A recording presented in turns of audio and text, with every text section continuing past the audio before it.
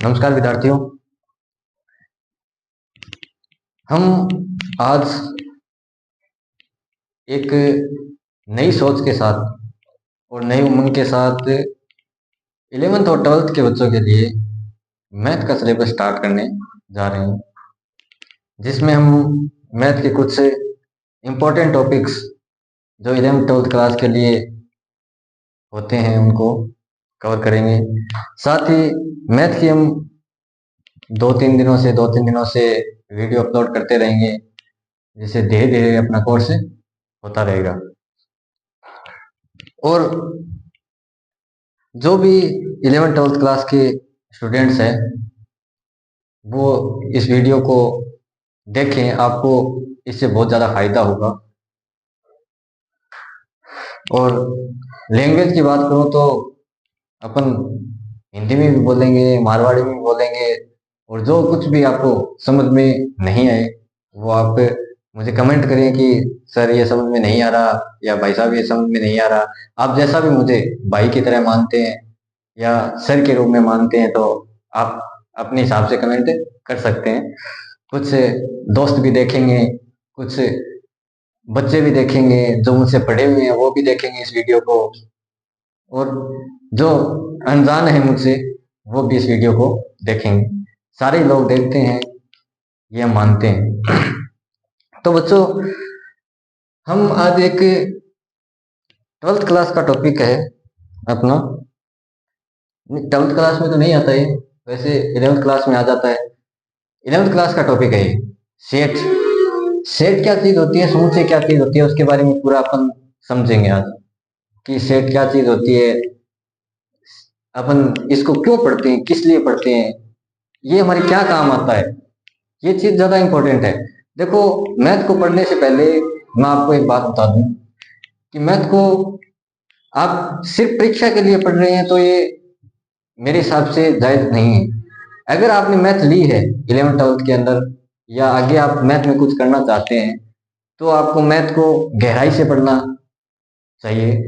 और मैथ को गहराई से पढ़ने के लिए जो भी टॉपिक आपको सिलेबस में दिया हुआ है उस टॉपिक के बारे में आपको पूरा ज्ञान होना चाहिए कि ये चीज होती क्या है। सबसे पहले आपको ये पता होना चाहिए कि भाई समुच्चय क्या चीज होती है, समुच्चय क्या काम आता है, समुच्चय किस लिए अपन इसको पढ़ते हैं, क्यों पढ़ते हैं, तो ये भी आपको पता होना चाहिए। देखो, मैथ में बहुत ज्यादा गहराइयां हैं, लेकिन हम तो परसेंटेज बनाने के हिसाब से पढ़ते हैं, और जायज बात भी है, ऐसी कोई बात नहीं है। वैसे तो मैथ में अगर डूबना चाहें तो बहुत गहराइयां मैथ के अंदर अपने को देखने को मिलती है, और वो अपने ज्यादा काम की चीज है नहीं, क्योंकि हम कोई एक्सपेरिमेंट भी नहीं कर रहे हैं। लेकिन फिर भी थोड़ा बहुत अपने को अंदाजा होना चाहिए कौन सी चीज कहाँ से आ रही है।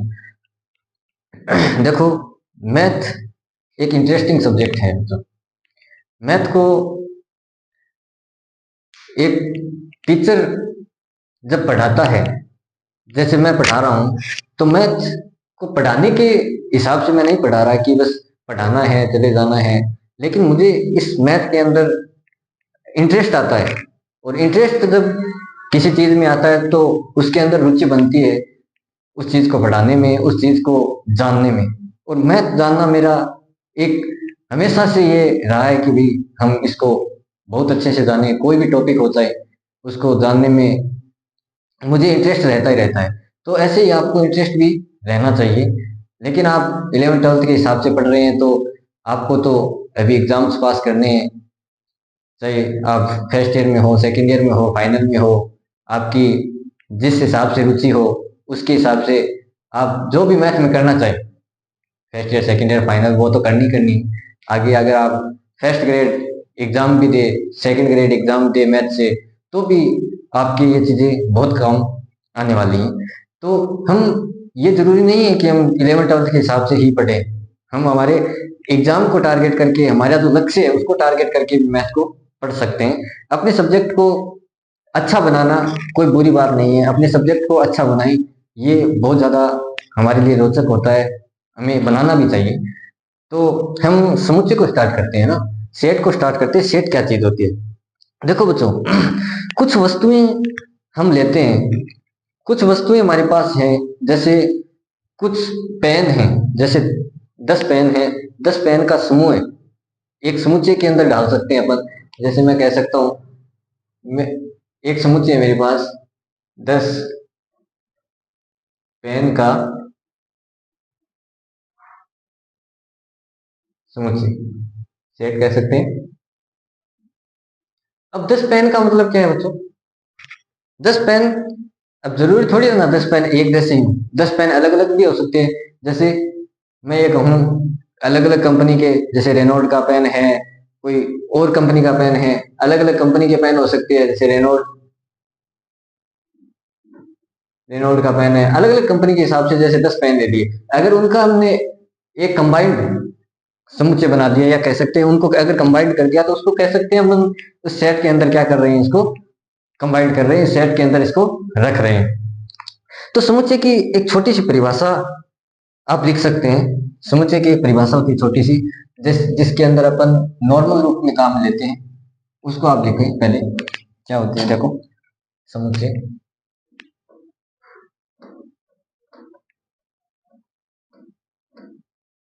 सेट्स, देखो वस्तुओं का वस्तुओं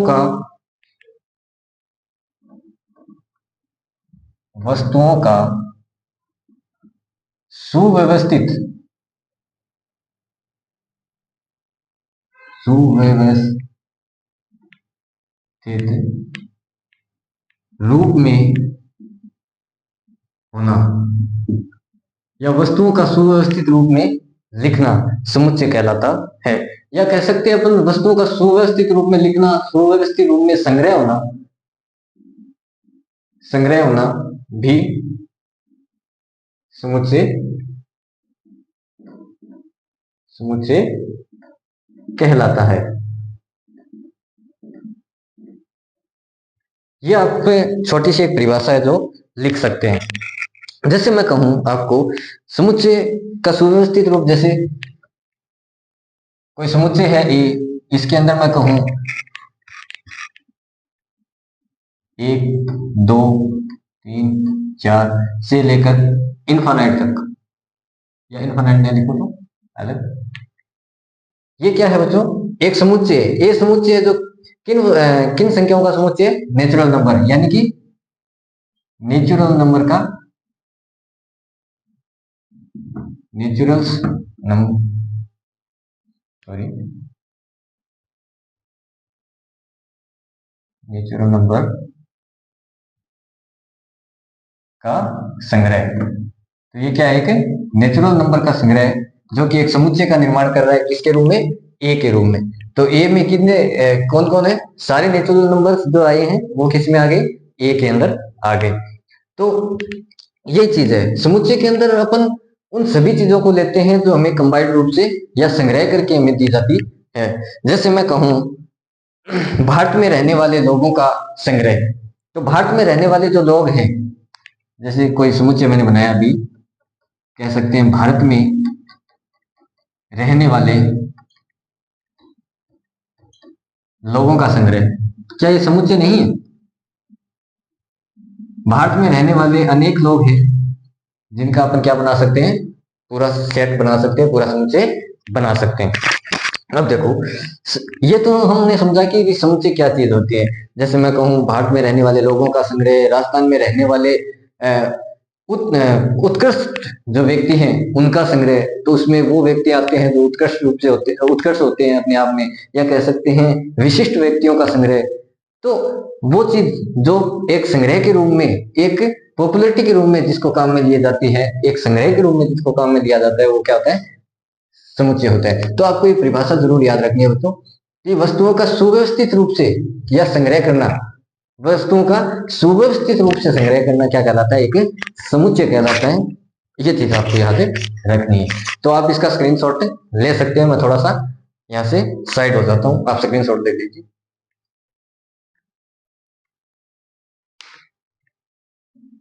उम्मीद करता हूँ स्क्रीनशॉट ले लिया होगा आपने। आगे देखते हैं अपन।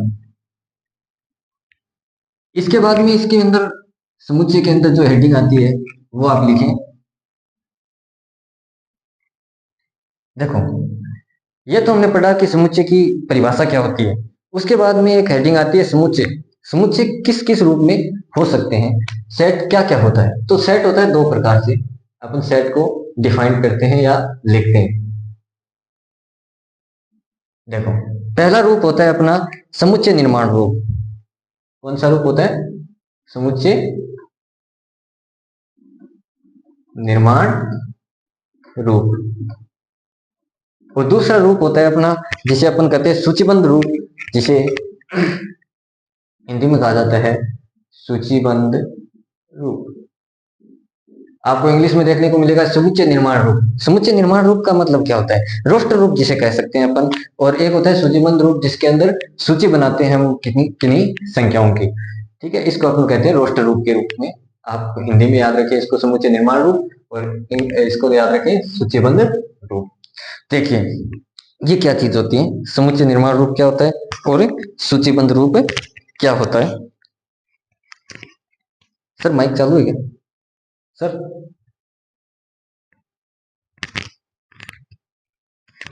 देखो, जैसे मैं आपको कहूं कोई समुच्चय है मेरे पास x, कोई संख्या है x, और x जो है किसके अंदर बिलोंग कर रहा है बच्चों? देखो, x बिलोंग कर रहा है x। x क्या चीज है? जैसे मैं कहूं अंग्रेजी वर्णमाला की, अंग्रेजी वर्णमाला की स्वर, तो इसको किसके अंदर लिखा जाता है? x जो बिलोंग कर रहा है किसके अंदर? अंग्रेजी वर्णमाला के स्वर के अंदर, या कह सकते हैं अंग्रेजी वर्णमाला के स्वर है। जो x है वो क्या है यहाँ पे? अंग्रेजी वर्णमाला के स्वर है। ये तो हमने लिखा रोस्टर रूप के अंदर, यानी कि समुच्चय निर्माण रूप के अंदर। अगर मैं कहूं इसको सूचीबद्ध रूप में लिखना है, इसी ए को कहूं मैं कि सूचीबद्ध निर्माण के रूप में लिखना है, तो इसको किसके रूप में लिखेंगे अपन? बंद के रूप में, या कह सकते हैं ऐसे लिखेंगे। देखो ए, देखो अंग्रेजी वर्णमाला के स्वर, अंग्रेजी वर्णमाला के स्वर कौन कौन से होते हैं वो सारे इसके अंदर आ जाएंगे, जिसे अपन कहते हैं सूचीबद्ध रूप। जैसे ए, ई, आई, ओ और यू, ये क्या हो गया? इसका सूचीबद्ध रूप। ये तो क्या है? इसका समुच्चय निर्माण रूप। और ये क्या है? इसका सूचीबद्ध रूप। ऐसे आपको ध्यान रखना है। जैसे मैं आपको दूसरा एग्जांपल देता हूं कोई भी एग्जांपल, जैसे ये दे रखा है मेरे पास, जैसे x बिलोंग करता है x के अंदर, और जो x है, जो x है वो क्या है? X square minus 7x minus 8। ठीक है, ये देखो समुच्चय निर्माण रूप में लिखा है मैंने x x, और x किसके अंदर है? X square minus 7x minus 8। मुझे एक ये समीकरण दी गई है और इसके क्या निकालने हैं? के मूल है।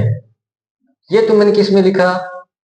समुच्चय निर्माण रूप में। अगर मुझे इसी चीज को किसके अंदर लिखना हो? सूचीबद्ध रूप के अंदर लिखना हो, तो इसको कैसे लिख पाऊंगा मैं? ये आप मुझे बताएं। तो इसका मुझे क्या निकालना है? सबसे पहले रूट निकालना है, मूल निकालना है। तो x square minus 7x minus 8। अब इसको मुझे इसका मुझे क्या निकालना है? रूट निकालना है। और वो जो रूट आएंगे वो किसके अंदर लिखे जाएंगे? इस सूचीबद्ध रूप के अंदर। तो देखो एक्स स्क्वायर, मुझे क्या करना है? देखो इनका लास्ट वालों का गुणा करना है सबसे पहले, और इसका क्या होना चाहिए? जोड़ होना चाहिए। लास्ट वालों का गुणा इसके जोड़ के क्या होना चाहिए? बराबर होना चाहिए। जैसे मैं कहूं इसको माइनस का 8x माइनस x और माइनस 8। देखो माइनस का 8 और माइनस का x दोनों का गुणा हो गया, तो क्या हो गया? माइनस का 8x स्क्वायर, और दोनों सॉरी प्लस का x, माइनस का 8x स्क्वायर, और दोनों का अगर गुणा किया तो ये क्या आ गया? माइनस का 8x स्क्वायर। तो अब इसको देखो मूल निकाल लो इसके, एक्स स्क्वायर, एक्स कॉमन लो इसमें से, एक्स बन गया यहाँ पे माइनस का 8 बन गया। यहाँ पे कॉमन क्या आएगा? एक आ गया ना, एक्स माइनस 8। अगर समझ में नहीं आए तो आप मुझे कमेंट में बताएं कि और भी मुझे अगर थोड़ा आपको और गहराई से बताना है या फिर और ज्यादा समझा के बताना है तो भी आप मुझे बता सकते हैं बच्चों। देखो एक मूल तो इसका क्या आ गया? एक्स माइनस 8, और दूसरा मूल इसका क्या आ गया? एक्स प्लस एक। दो मूल आगे एक नहीं आगे। अब देखो इसको जीरो के बराबर रख दो, x माइनस एट को जीरो के बराबर रख दो, और दूसरा मूल है x प्लस वन को जीरो के बराबर रख दो। तो एक मूल तो आ गया अपना x बराबर एक, और एक मूल आ गया x बराबर माइनस एक। ये अपने क्या आ गई, दो मूल आ गए। इन दो मूल्स को अपने को किस रूप में बनाना है, सूचीबद्ध रूप में लिखना है। अब देखो इसके जो दो मूल है वो क्या है, एक तो आया एट और एक आया माइनस एक। तो ये जो हमने लिखा है, पहले जो लिखा है सूचीबद्ध निर्माण रूप में लिखा है, या कह सकते हैं समुच्चय निर्माण रूप में, सॉरी समुच्चय निर्माण रूप में लिखा है। एक्स को जो कि किसके अंदर बिलोंग कर रहा है, एक्स स्क्वायर माइनस सात एक्स माइनस एट, इसके मूल है। तो मूल है तो ये इसके मूल अपने को क्या निकले, एट और माइनस एक, जो किस में आते हैं हमेशा सूचीबद्ध रूप में। और सूचीबद्ध में लिखते हैं तो इसको क्या लिखेंगे अपन, एक तो लिखेंगे माइनस एक और एक लिखेंगे एक्स। तो ये सूचीबद्ध रूप में लिख दिया हमने। ये चीज समझ में आई कि नहीं आई आपको, ये बताओ। इसी प्रकार अपन और एग्जांपल देख सकते हैं। ये आप बताइए, मैं थोड़ा साइड रख देता हूँ।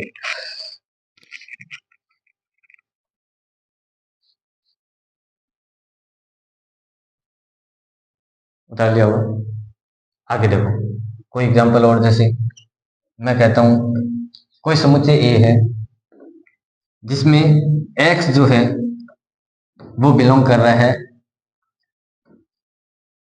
जिसमें एक समीकरण दे रखी है 3n, और n जो है वो बिलोंग कर रहा है अपने नेचुरल नंबर्स के अंदर। ये अपने को समुच्चय निर्माण रूप में दे रखा है। x जिसका समुच्चय अपने को बनाना है 3n, जो कि एक समीकरण दे रखी है, और n जो बिलोंग कर रहा है वो किसके अंदर बिलोंग कर रहा है, नेचुरल नंबर के अंदर। तो अब हम सूचीबद्ध रूप में इसको कैसे लिखेंगे, ये देखो। देखो नेचुरल नंबर कौन कौन से होते हैं पहले उनको लिख दो, जैसे एक दो तीन चार से लेकर इन्फिनिट तक हमारे जो जितने भी नेचुरल नंबर है उनको सारों को लिखो। अब देखो उसको किससे गुणा करना है, तीन से, वो तीन से गुणा करके लिख दो। देखो ए बराबर, सबसे पहले हम एक को तीन से गुणा करेंगे तो कितना आएगा, तीन। दो को तीन से गुणा करेंगे तो कितना आएगा, छह। तीन को तीन से गुणा करेंगे तो नौ। यानी कि तीन वाली सारी की सारी सीरीज क्या होती जाएगी, आगे से आगे बढ़ती जाएगी। ये हमने लिख दिया सूचीबद्ध रूप के अंदर। इतना सरल है। देखो अगर फिर भी आपको समझ में नहीं आ रहा तो आप बता दें, है ना। और देखो कोई एग्जांपल और देखते हैं अपन। जैसे मैं कहूं, जैसे कोई समुच्चय अपने पास है ए, कोई समुच्चय ए दे रखा है अपने को, और x जो है बिलोंग कर रहा है x के अंदर, ठीक है। और अपने को कोई समीकरण दे रखी है, जैसे x का मान मैं कह रहा हूं दो या दो से बड़ा, और आठ या आठ से छोटा है। इसका अपने को क्या बनाना है, सूचीबद्ध रूप बनाना है। इसका अपने को क्या बनाना है, कोई सूचीबद्ध रूप बनाना है। तो इसका अपना सूचीबद्ध रूप कैसे बनाएंगे, ये देखो। देखो तो इसका सूचीबद्ध रूप बनाने के लिए अपने क्या, देखो अपने को x दे रखा है, x का मान कहां से कहां तक है, दो से लेकर 8 तक, यानी कि 2 से लेकर 8 तक अपने का अपना x का मान है। देखो 2 को शामिल करना है कि नहीं करना, ये चीज कहां से पता चलेगी, इस बराबर वाले से। देखो 2 बड़ा, x का मान छोटा है किस, x का मान छोटा है किससे, 8 या 8 से, या फिर 2 या 2 से क्या है, बड़ा है। तो देखो अगर ये निशान आ जाए अपने, यानी छोटे या बड़े के साथ में बराबर का निशान आ जाए, तो इन वालों को शामिल करना है, यानी कि 8 को भी शामिल करना है और 2 को भी शामिल करना है। अगर इनके साथ ये निशान नहीं आए तो इसका मतलब क्या है, अब क्या मतलब हुआ कि भाई 2 को तो शामिल नहीं करना है और 8 को क्या करना है, शामिल करना है। अगर इन दोनों के पास ये निशान नहीं आए बराबर वाला, तो अपन क्या समझेंगे कि ना तो 2 को शामिल करेंगे और ना ही 8 को शामिल करेंगे, इन दोनों में से कोई शामिल नहीं होगा। तो अपने पास पहले क्वेश्चन क्या था कि 2 को भी शामिल करना है और 8 को भी शामिल करना है। तो देखो कैसे बनाएंगे, तो 2 से लेकर अपने को कहां तक जाना है, 8 तक जाना है। 2 3 4 5 6 7 और 8, ये अपना क्या बन गया, सूचीबद्ध रूप बन गया। और देख सकते हो आप, जैसे मैं आपको कहूं मेरे पास कोई समुच्चय दे रखा है, कोई भी समुच्चय आप मान सकते हो, जैसे x बाई एक्स कोई समीकरण दे रखी है, जैसे 8 से बड़ा x का मान और बराबर है 10 या 10 से छोटा। देखो 8 से बड़ा होना चाहिए और 10 से क्या होना चाहिए, छोटा होना चाहिए। अब बताओ 10 को शामिल करेंगे कि नहीं करेंगे इसके अंदर? 10 को शामिल करेंगे कि नहीं करेंगे? करेंगे, जरूर करेंगे, क्योंकि 10 के साथ क्या आ रहा है, बराबर वाला निशान आ रहा है। क्या हुआ? हाँ बच्चों देखो, हम देख रहे थे समुच्चय, समुच्चय निर्माण रूप x जो है वो किसके अंदर है, 8 से लेकर 10 तक, 8 से लेकर 10 तक, और 8 इसको अंदर शामिल नहीं करना है और 10 को क्या करना है, शामिल करना है, क्योंकि 10 के साथ क्या दे रखा है, बराबर वाला निशान दे रखा है। तो इसको कैसे बनाएंगे, देखो तो a बराबर 8 को शामिल नहीं करना है, तो इसमें कौन आएगा, 9 और 10। ये अपना क्या बन गया, सूचीबद्ध रूप बन गया। हाँ आप इसका स्क्रीनशॉट ले लो, तब तक के लिए मैं थोड़ा सा पीछे हट जाता हूँ यहाँ से बोर्ड से।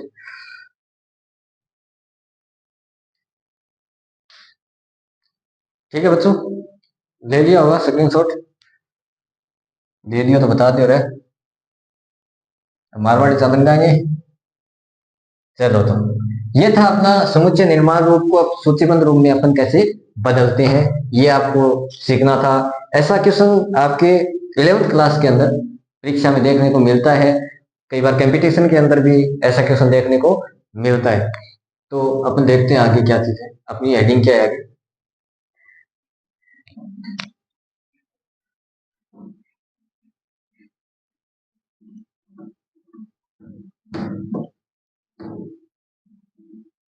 देखो समुच्चय के अंदर अपनी अगली हेडिंग आती है परिमित एवं अपरिमित समुच्चय। परिमित एवं अपरिमित समुच्चय। परिमित समुच्चय क्या होता है, फाइनाइट या इनफाइनाइट समुच्चय, इनफाइनाइट समुच्चय। तो देखते हैं, देखो पहली हेडिंग है अपनी अगली, परिमित समुच्चय, परिमित समुच्चय, और दूसरी हेडिंग है अपनी अपरिमित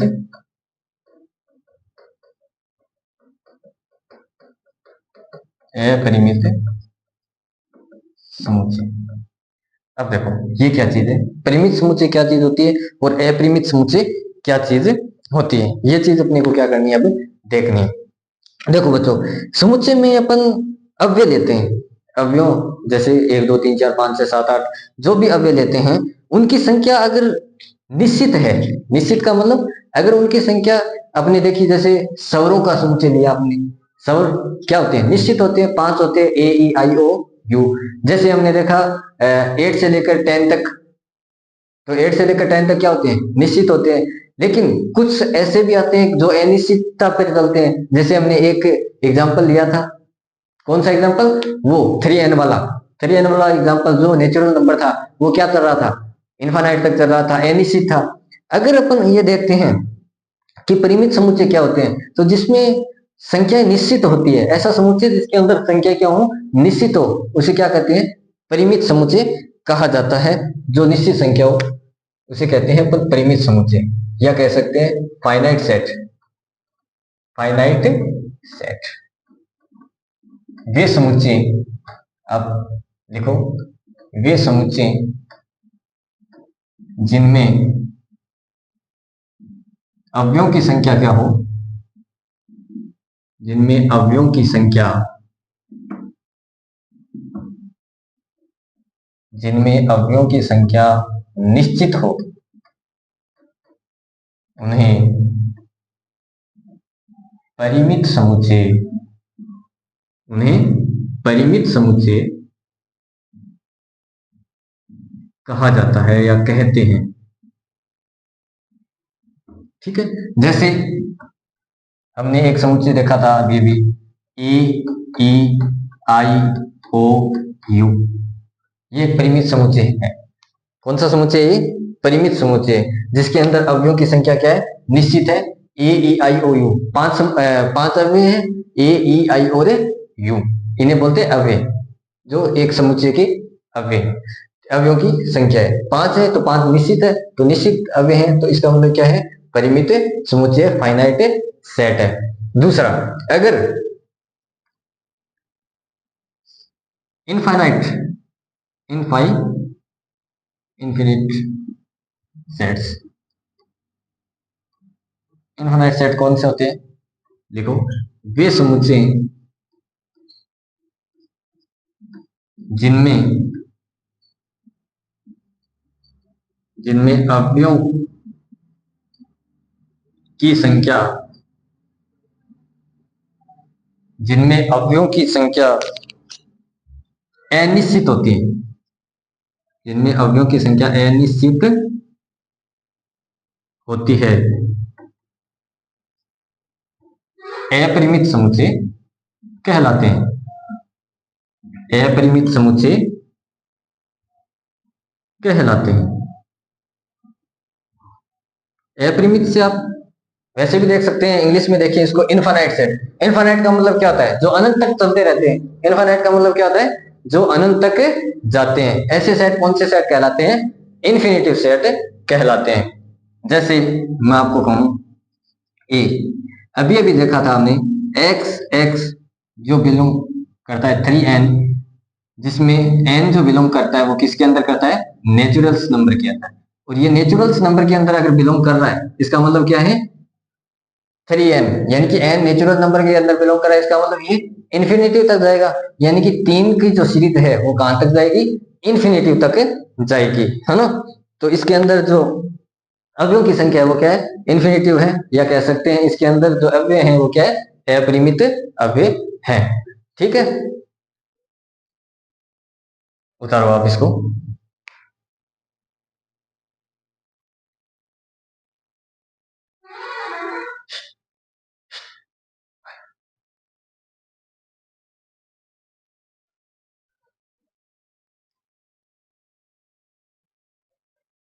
आई होप आपने इसको उतार लिया होगा ना। चलो देखते हैं।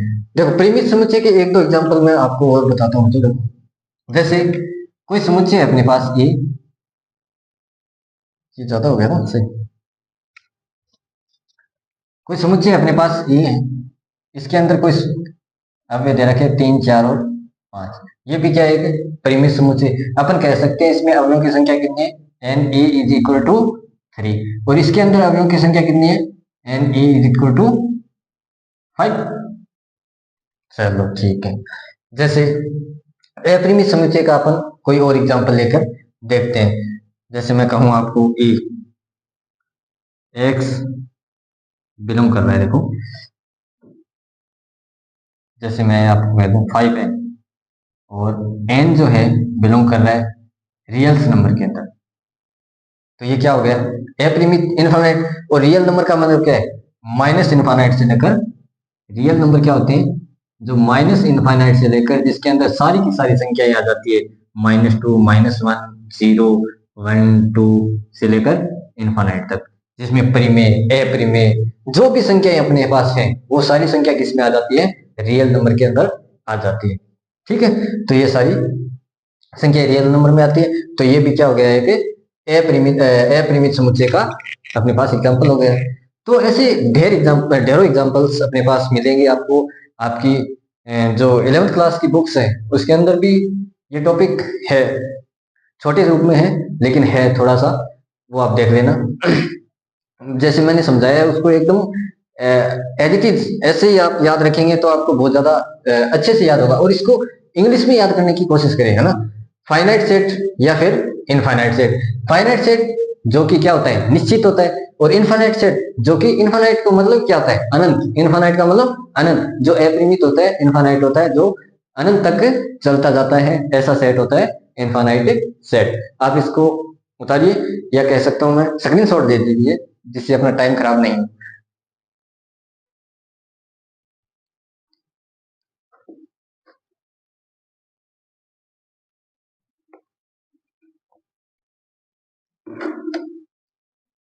ठीक है बच्चों, चलिए आगे।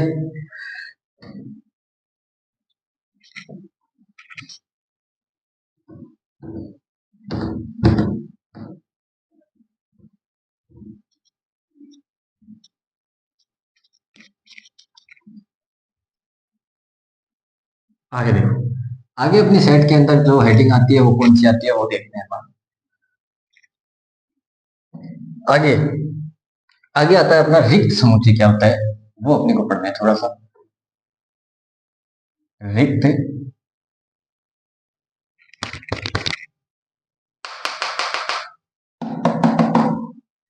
रिक्त समुच्चय,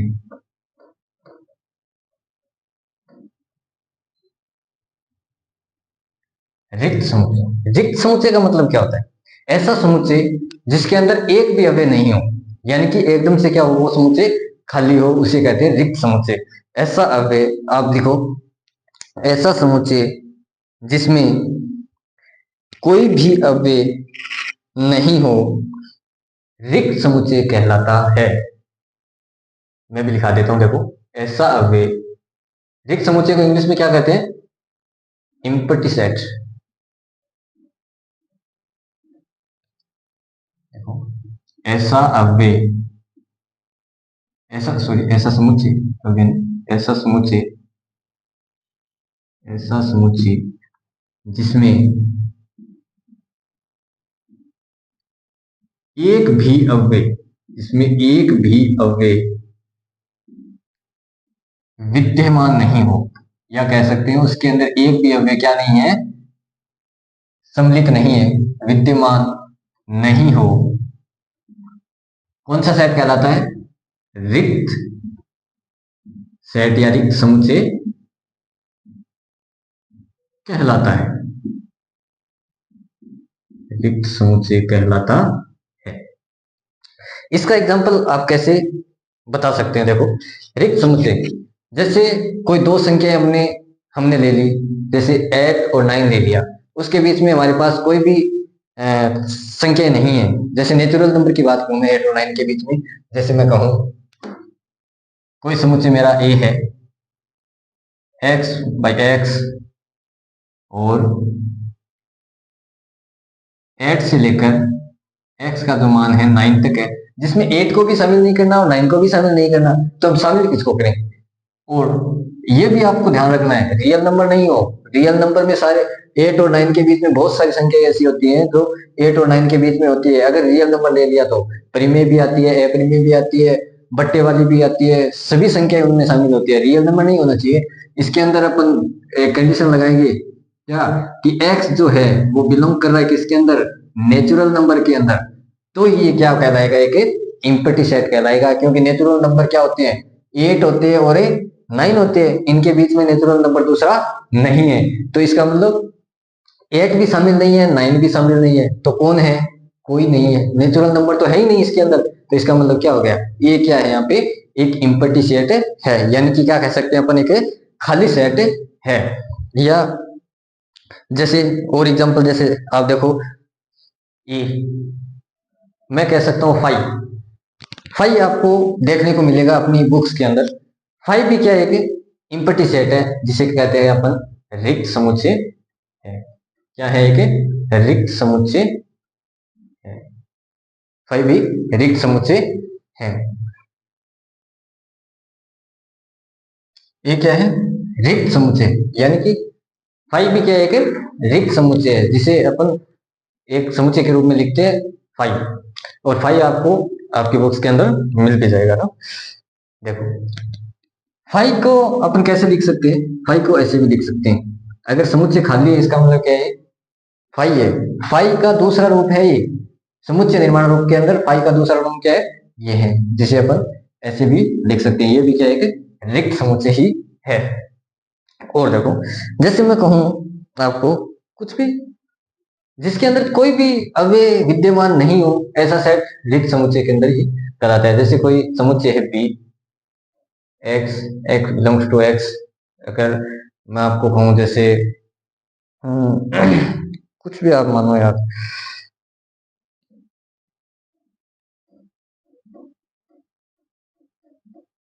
जैसे ये एक समुच्चय है, ये एक मेरे पास समीकरण है, इसके मूल, ये क्या है? ये रिक्त समुच्चय के अंदर ही आता है। क्यों?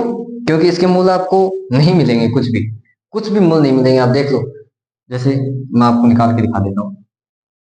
X square minus 5x plus 6, ऐसा कोई नंबर जो क्या हो 6x स्क्वायर बन जाए और जोड़ने या घटाने पे क्या बन जाए माइनस का 5x बन जाए। कोई नंबर है क्या आपके पास ऐसा, बताओ। मेरे पास तो शायद नहीं है। देखो मैं इसके अंदर सही तरह सारे सूत्र लगा के देखता हूँ। माइनस का b plus minus root of B square minus 4ac बटे ये b है, देखना 2a। देखो x बराबर माइनस b का मान कितना है माइनस का 5 plus minus root of B square यानी कि माइनस का 5 का स्क्वायर माइनस का 4, ए का मान है यहाँ पे 1 और सी का मान कितना है 6 बटे 2 और ए का मान क्या है 1। तो x is equal to 5 minus minus क्या हो गया प्लस यानी कि 5 हो गया plus minus root of B square यानी कि 25 और 6 चौक 24 माइनस का 24 बटे 2। तो x बराबर 5 प्लस माइनस 1 बटे 2। तो इसका जो रूट आ रहे हैं वो कितने आ रहे हैं देखो 5 और 1 6, 6 बटे 3 और 2 इसके तो आ रहे हैं। इसका मतलब ये तो है। चलो इसको ऐसे बदलते हैं फिर माइनस का 6 करो इसको, अब आ रही है क्या देखो ये शायद रिक्त समुच्चय के अंतर्गत आएगा मेरे हिसाब से, है ना। ये रिक्त समुच्चय के अंतर्गत आएगा। उसके तो रूट आ रहे हैं इसका मतलब वो रिक्त समुच्चय नहीं था। रूट इसके नहीं आ रहे तो ये क्या है रिक्त समुच्चय है। जिसके रूट नहीं आ रहे जिसका मतलब क्या है जिसके रूट नहीं निकल रहे वो रिक्त समुच्चय के अंतर्गत आएगा। देख लेना आप, है ना।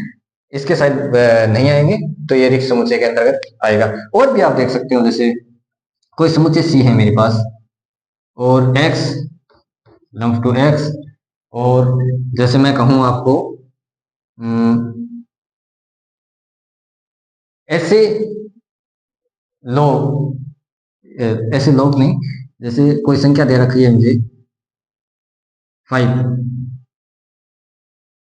बड़ी या बराबर है जिसमें x का मान है अपने पास है 5 से 5 से बड़ी कोई संख्या और 5 से छोटी कोई संख्या और जिसके अंदर x जो है वो क्या हो नेचुरल नंबर हो। क्या ऐसी कोई संख्या हो सकती है क्या हमारे पास? ऐसी कोई संख्या हो सकती है जो 5 से बड़ी और 5 से छोटी हो। इसके बीच में कोई संख्या आती है नेचुरल नंबर के अंदर? नहीं आती। तो इसका मतलब क्या है ये एक रिक्त समुच्चय है, कह सकते हैं अपन एम्प्टी सेट है। तो आपको नॉर्मल याद रखना है या आपको एकदम से सिंपल सा याद रखना है कि ऐसा समुच्चय जिसके अंदर कोई भी अवयव विद्यमान नहीं होता ऐसा समुच्चय अपना रिक्त समुच्चय कहलाता है, एम्प्टी सेट कहलाता है। ये चीज आपको पूरी अच्छे से याद रखनी है ना। और आगे अपन देखते हैं, ये आप उतारिए रिक्त समुच्चय को, आप पूरा उतार लीजिए, स्क्रीनशॉट ले लीजिए। मैं थोड़ा सा साइड रखता हूँ ना।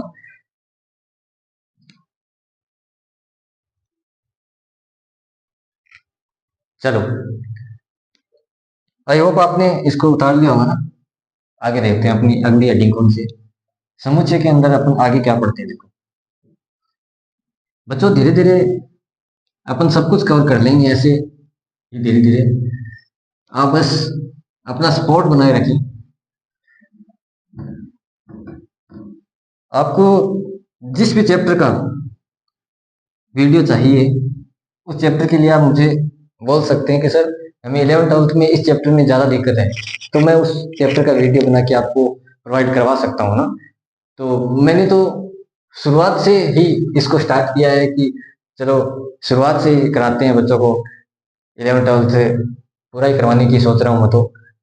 लेकिन आपको अगर आपकी परीक्षा की दृष्टि से आपको कोई ऐसा टॉपिक जो आपको समझ में नहीं आया हो स्कूल में, तो आप मुझे बता सकते हैं कि हमें ये टॉपिक करवाइए, तो मैं उस टॉपिक का वीडियो बना के आपको दे दूंगा। उसको आप पढ़िए, आपको समझ जरूर आएगा, मैं ये उम्मीद करता हूँ।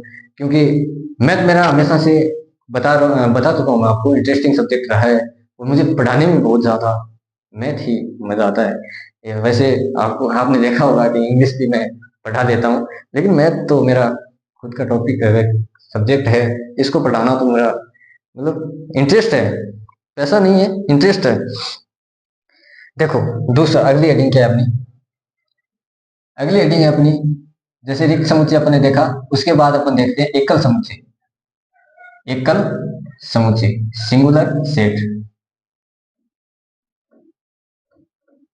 सिंगुलर सेट, ऐसा समुच्चय बच्चों। सिंगुलर सेट क्या होता है या एकल समुच्चय क्या होता है?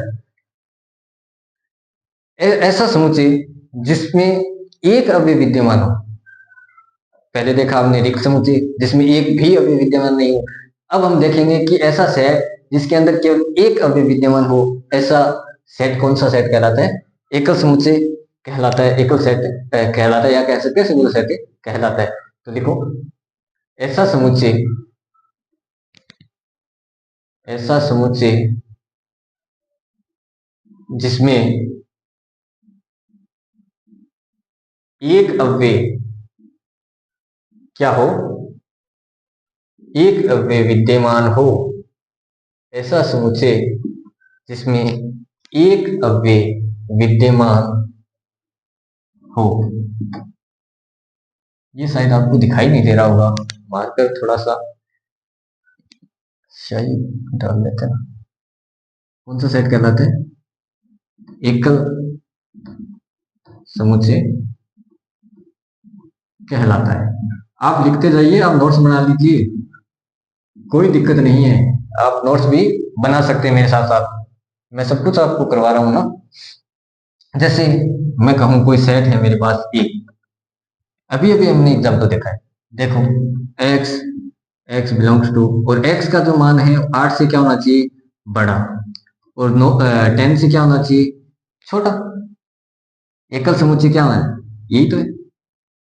देखो x का मान 8 से बड़ा और 10 से क्या होना चाहिए? छोटा, जो कि क्या हो, किसके अंदर हो? x belongs to natural number n के अंदर हो। तो इसमें कौन कौन से आते हैं देखो, तो इसका सूचीबद्ध निर्माण रूप अगर देखें अपन, तो इसमें क्या आ गया? देखो 8 से बड़ा होना चाहिए, 8 को शामिल नहीं करना है आपको, 8 से बड़ा होना चाहिए, तो 8 से बड़ा कौन आता है?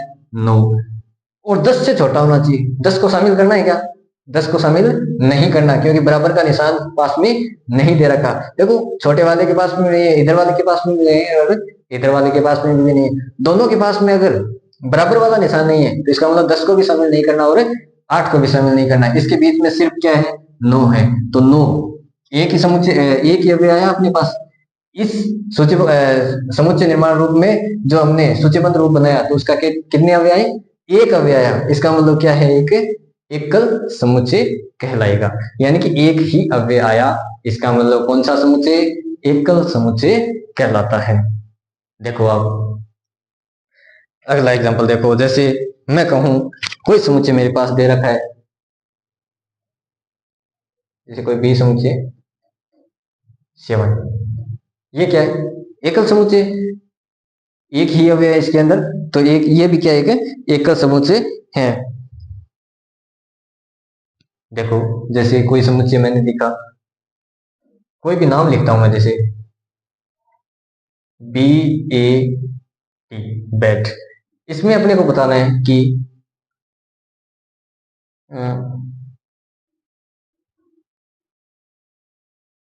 सवर का समुच्चय बताना है, या सवर, इसके अंदर सवर कितने हैं ये बताना है ना। बैट के अंदर सवर कितने हैं, या कह सकते हैं सवरों का समुच्चय कितना है। तो इसके अंदर बैट में सवर कितने हैं? देखो ए क्या है? इसमें एक सवर है, तो एक ही है कि नहीं है? ये एक ही है कि नहीं है? सवर एक ही है कि नहीं है?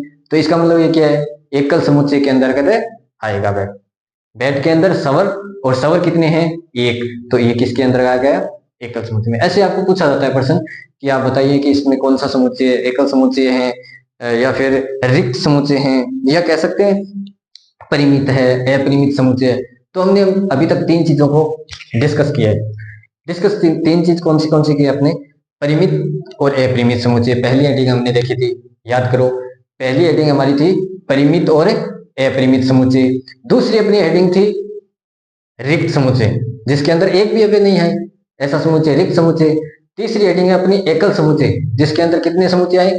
एक ही अवयव है, या कह सकते हैं ऐसा समुच्चय जिसके अंदर एक ही अवयव हो, वो कौन सा समुच्चय कहलाता है? एकल समुच्चय कहलाता है। ये 3 हेडिंग आपको समझ में आई कि नहीं आई, ये आप मुझे बताओ। इसके बाद में अपन आगे चलेंगे। इसको उतारो।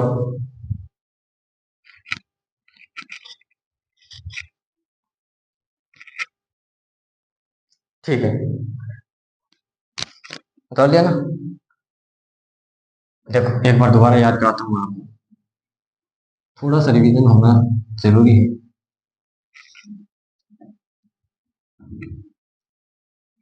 देखो क्या क्या किया है अभी तक। हमने क्या क्या किया, हमने सबसे पहले देखा कि सेट क्या चीज होती है। हमने सबसे पहले देखा सेट क्या चीज होती है। उसके बाद में हमने सेट के निर्माण की बात की कि सेट कितने निर्माण से अपन सेट को डिफाइन कर सकते हैं। हम सेट को 2 प्रकार से डिफाइन कर सकते हैं, जिसमें हमने पहले बताया कि समुच्चय निर्माण रूप में उसको अपन लिख सकते हैं। दूसरा बताया सूचीबद्ध रूप में, हमने लिख के बताया आपको। मैंने एग्जाम्पल भी आपको दे दिए, इतने एग्जाम्पल है देखो। फिर उसके बाद में हमारी दूसरी हेडिंग थी कि भाई परिमित समुच्चय और अपरिमित समुच्चय क्या चीज होती है। वो चीज मैंने आपको बताई कि परिमित समुच्चय क्या होता है, अपरिमित समुच्चय क्या होता है। ऐसा सेट जिसके अंदर निश्चित संख्याएं हो, ऐसा सेट जिसके अंदर निश्चित अवयव हो, वो होता है परिमित सेट। अनिश्चित संख्या हो वो होता है अपरिमित सेट, जिसे कह सकते हैं अपन इनफाइनाइट सेट। आप इंग्लिश में याद रखें तो ज्यादा बेटर रहेगा। उसके बाद में मैंने बताया था एम्प्टी सेट क्या होता है, यानी कि रिक्त समुच्चय क्या चीज होती है, जिसके अंदर एक भी अवयव विद्यमान नहीं हो। कह सकता हूं मैं एक भी कोई भी संख्या विद्यमान जिस सेट के अंदर नहीं हो, ऐसा सेट कहलाता है रिक्त समुच्चय। ठीक है। और अगली जो हेडिंग थी अपनी वो थी एकल समुच्चय, यानी कि जिस सेट के अंदर एक ही क्या हो, अवयव विद्यमान हो, उसे कहते हैं एकल समुच्चय। ठीक है, इतनी हेडिंग हमने आज अभी तक पढ़ी है। उसके बाद अपन देखते हैं अगली हेडिंग पे चलते हैं, जिसमें अपन अगली हेडिंग पढ़ेंगे समान समुच्चय एंड असमान समुच्चय। समान एवं समतुल्य, समान एवं असमान नहीं, समान एवं समतुल्य समुच्चय अपन पढ़ते हैं। देखो क्या चीज होती है समान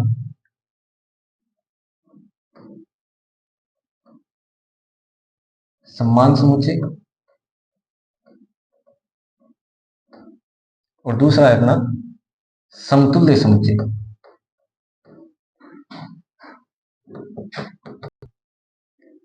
बच्चों समान समुच्चय और समतुल्य समुच्चय है ये। अभी लाइटिंग की प्रॉब्लम है, अभी लाइटिंग नहीं है, तो इसको अपन अगले वीडियो में कवर करेंगे, है ना। समान समुच्चय और समतुल्य समुच्चय को अपनी कॉपी में आप हेडिंग डाल लेना, समान समुच्चय और समतुल्य समुच्चय। इसको अपन कल समझेंगे, अगले वीडियो के अंदर समझेंगे कि क्या होते हैं ये। इसके थोड़े बहुत उदाहरण देखेंगे और उसके बाद अपन नेक्स्ट हेडिंग पे चलेंगे। तब तक के लिए धन्यवाद। जय हिंद, जय भारत।